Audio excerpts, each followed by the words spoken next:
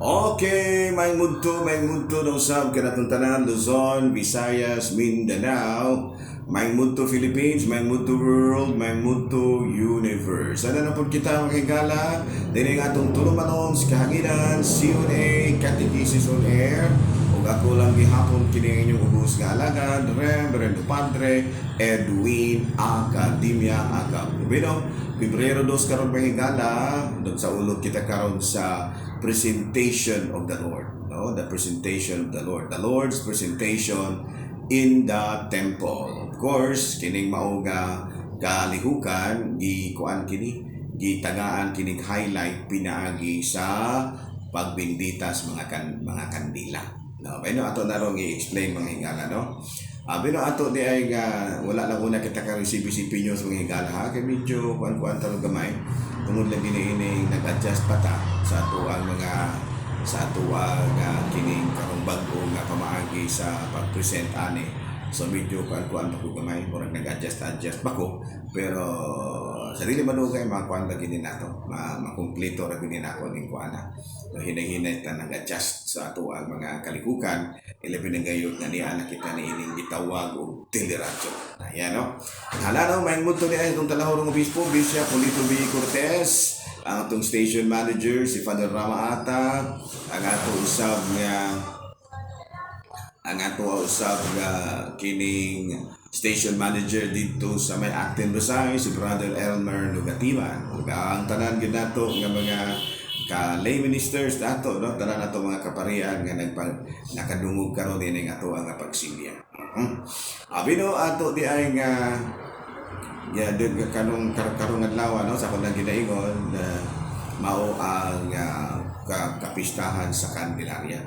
Abino kining Candelaria manghigala duna nagsugod kini ni antong 4th century dihang dunay usa ka pilgrim nga gitawag og Etheria nga miadto dito sa Roma. Unya dito sa Roma iyaha nga naobserbahan nga adunay mga kalihukan dito in line with the Christian belief. Unang-una, dunay gisaulog nga Pasko, no, kinibitaw pag saulog sa pagkatao sa Ginoo.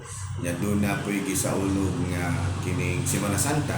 Ug usapod sa gisaulog dito mao kining presentation of the Lord. Unya, blessing of God. So muna nga karong adlaw sama sa matod pa gihimo kaniadto sa 4th century na abot gani ni antong 8th century secondary sa ato ang pag-research si Pope Serious ni adapt ni ining mao nga gi-adapt sa tibuok kalibutan kining mao nga kalihukan ni antong ikawalo nga siglo. So muna nga hangtod karon gisaulog gyud sa Katolikong simbahan kining gitawag natong bindita sa kanila or Candelaria.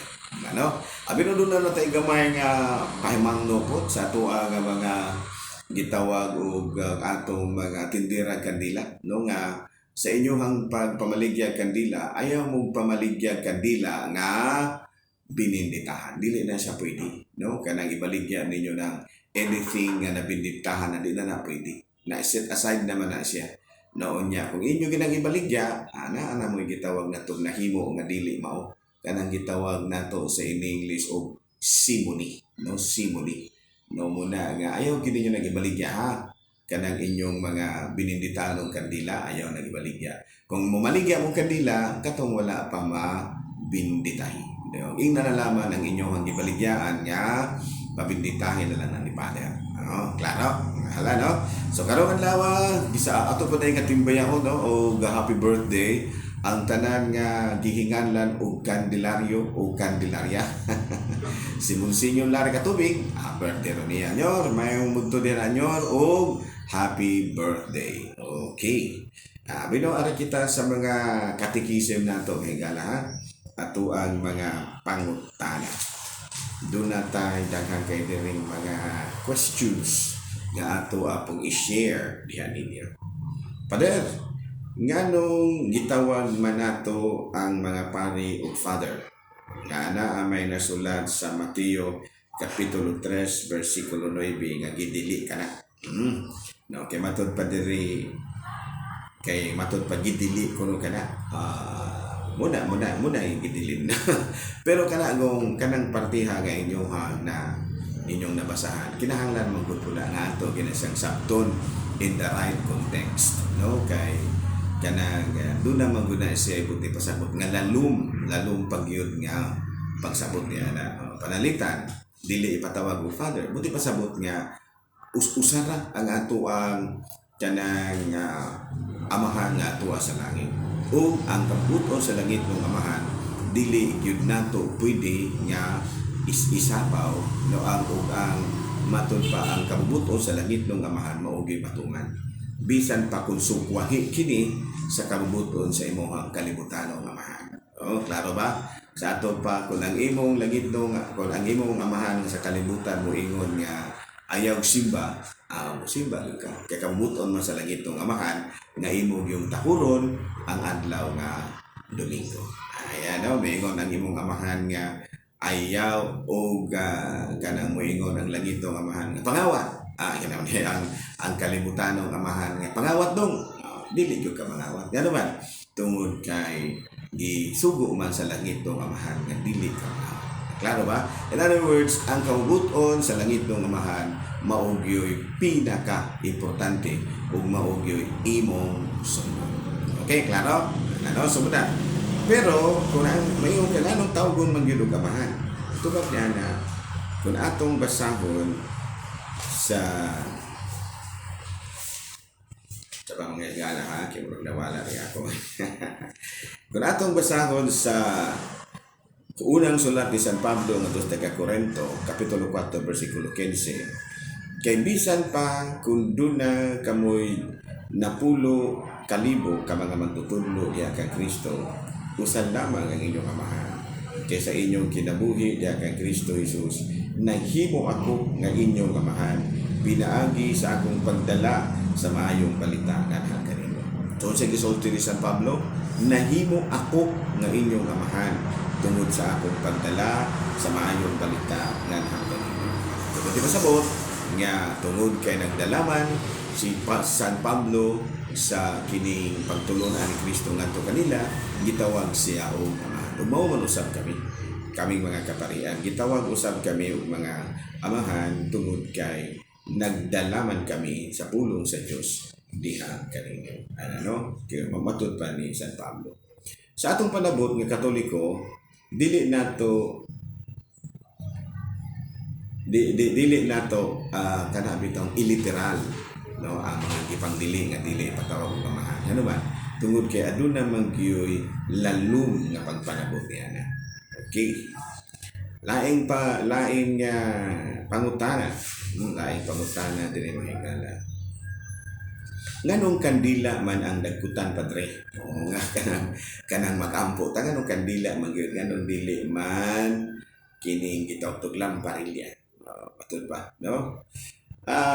Kandila tungod kay mauman kana ang gidagkutan sa nahauna ka nato aron pagpakita nga kita ilang mga sumusunod maupoy atong gihimo. Okay, ang mga nahauna ka nato kandila may ilahang gigamit unya kay gusto man lagi kitang musunod pod sa ilahang mga gipangtudlo muna nga kita pod kandila po atong gigamit. Ano? Kay natural magito sa una kay mo man ilahang nga andan, so ato lamang na sundon kay kun atong basahon sa ikaduhang sulat ni San Pablo ngadto sa Tesalonica Kapitulo 2 versikulo 15, busa mga igsuon ampingin ninyo ang mga tradisyon nga among gitudlo kaninyo pinaagi ba sa wali o sa sulat. Ato padunay mga tradisyon nga gitudlo kanato ang nahauna kanato sumunang ato pod kining paningkamutan nga masunod. Okay? Padahal nga nung mangluhod man ta panahon sa konsekrasyon. Nga naman yun nga muluhod man kuno ta panahon sa konsekrasyon. Bueno, kung atong basahon sa Salmo Kapitulo 95 versikulo 6, dali kamo mangyukbo kita ug musimba kaniya, muluhod kita atubangan sa Ginoo. No? Doon ay mga lain nga mga sikta nga di ko na sila magluhod. Ilahapon na. Pero sigon sa Salmo 95 versikulo 6, dali kamo mangyukbo kita ug musimba kaniya, mangluhod kita atubangan sa Ginoo. Okay no? So hindi na lang mo nakita kutob mga igala ha. Ako lang gihapon kini inyong ubus nga lagan Reverendo Padre Gondole.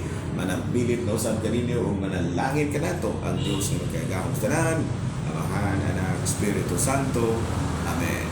Good noon, Pilipinas!